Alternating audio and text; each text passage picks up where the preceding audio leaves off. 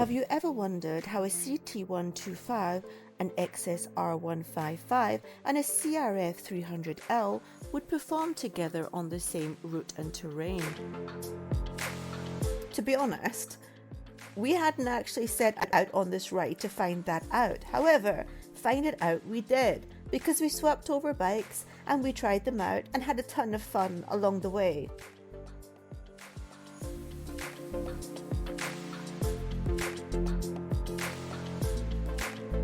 But like any casual group ride, our first proper stop was a very nice coffee shop.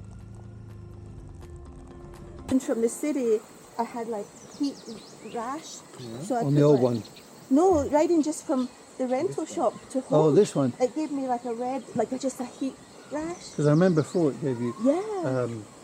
But I don't think I'm doing anything weird. I don't think I'm doing... No, there's a lot of heat comes off them.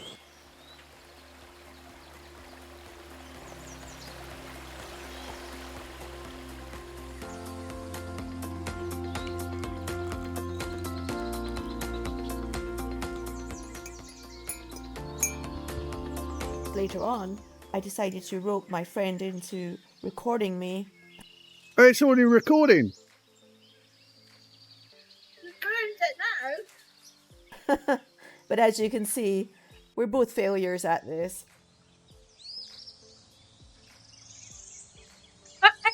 It's staying like this. I'm leaving it like this. I was trying to be like a Instagram romantic thing and I failed miserably. That's it.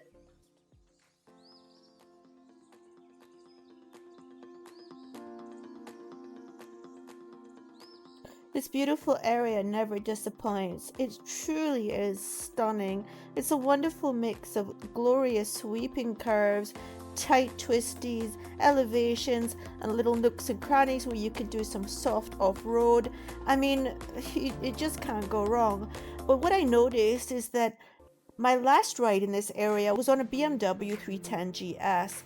And oh my gosh, what a difference a lighter bike makes. For example, you know, when I had to stop on the hill for my friend because he couldn't make it on the CT125, I know that if I was on the GS, that would be problematic if I was doing a hill start, because the weight of the bike and the fact that my feet don't touch the ground properly, solidly, it would just be a lot more difficult.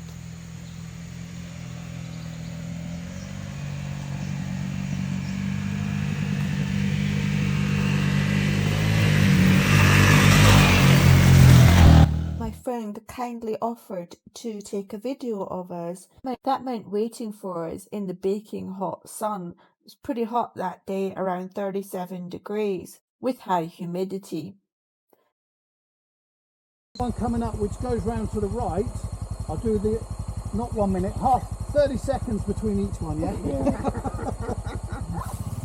Unfortunately, he made a little error of judgment.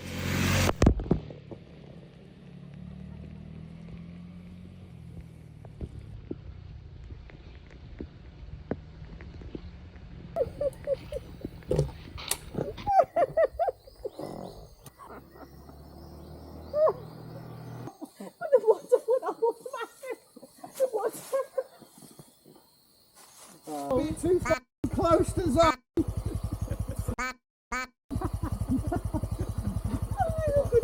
was like, I didn't realise that I was that close to the water. Oh, I won't get so close this time.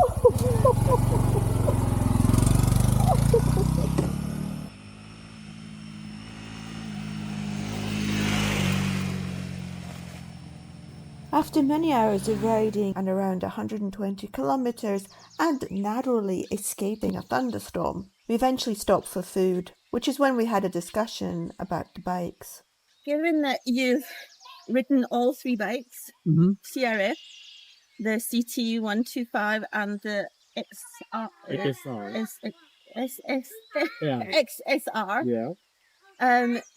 can you give me some evaluations? CRF, it's a motard version, so it's got motard wheels and it turns quite quickly.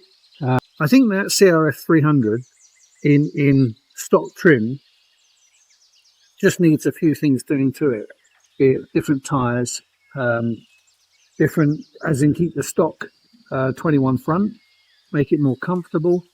Definitely work out the heat is Oh yeah, a major that's problem. crazy. my The leg heat, is steam here. yeah, the feet heat are that was coming numb. off that engine. Terrible, right? Yeah. I mean, I don't know how people are managing So I don't know because if that's emissions or I you've got to don't know, change. but it's definitely. And I never ever. I rode the 250s before, and I didn't remember. I don't remember that ever having that issue. I had You a, owned one. I yeah, remember I you had a were. 250 and definitely never had a problem with heat. When you can see even when you stop just for a minute, the Yeah. the Yeah, fan. the fan goes on pretty Yeah. quickly. Oh my wow. The CT, I loved the height for me. I like the fact it gave me confidence to think I can go anywhere in this little thing, you know, and it makes me laugh. The CT, if it was just, I don't know, 60 cc's more or something like that. But I have noticed that it just glides over dirt. I mean, well, not that we were doing any dirt, do you know what I mean? But gravel rocks, it was just like, it was like riding a cloud. But if they had a bigger engine in there, that would just be a dream because the engine is just, it was shocking, to be honest. It just lacks a bit. Once you learn, you just have to plan ahead so much. Popular thing here that people do with the CT is put a big ball heading on the bike. To what cc? Well, usually they will go up to 135 Doesn't seem that much. much, Yeah, I know, but does right? it give a lot more the Yeah. torque or the This would give to the bike. I think if I remember correctly, my friend who owned the garage, he put the bike on the dyno.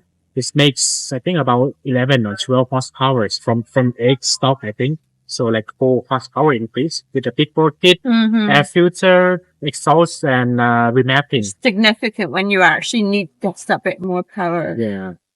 But then does that not stress the engine a lot or No. No. Oh, it's gonna the reliability is gonna drop a little bit, but it's not too bad because Yeah. you are not going like crazy big like a 150 cc or 60.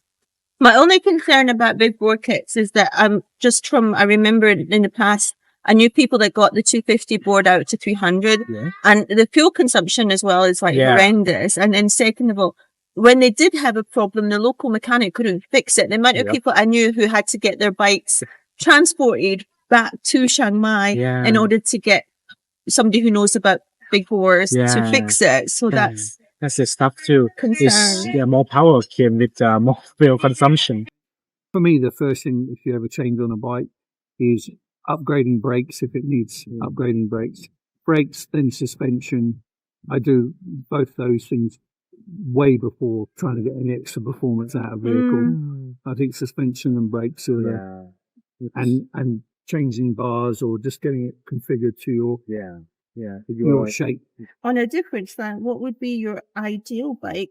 The A exists and B doesn't exist. Do you know what I mean? What would you love?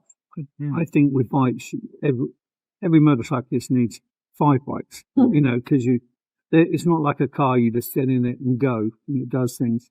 You know, bikes are very specific for what they do. So, yeah, I think all of us could, you know, I'd love a touring bike, I'd love a sports bike, I'd love an adventure bike. But unfortunately, what the problem with that is, especially places like Northern Thailand, is usually a tourer has a mix of all of those. So you can never have the perfect bike. Yeah, I know. You can't. It's always a bit of a compromise.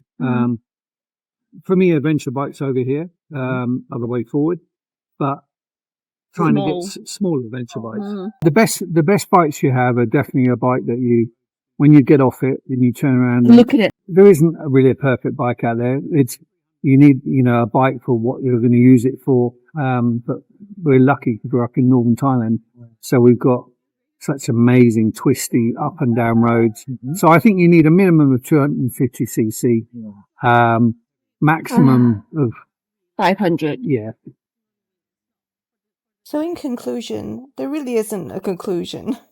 Basically, best bike is the bike that you're sitting on. Ultimately, I am still looking for what my next bike will be, and nothing is kind of speaking to me. I don't know.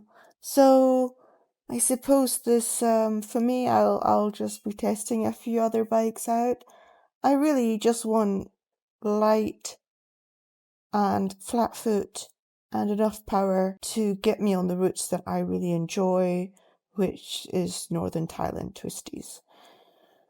Yeah, so it was a fun day and great fun with the great people, and to be continued.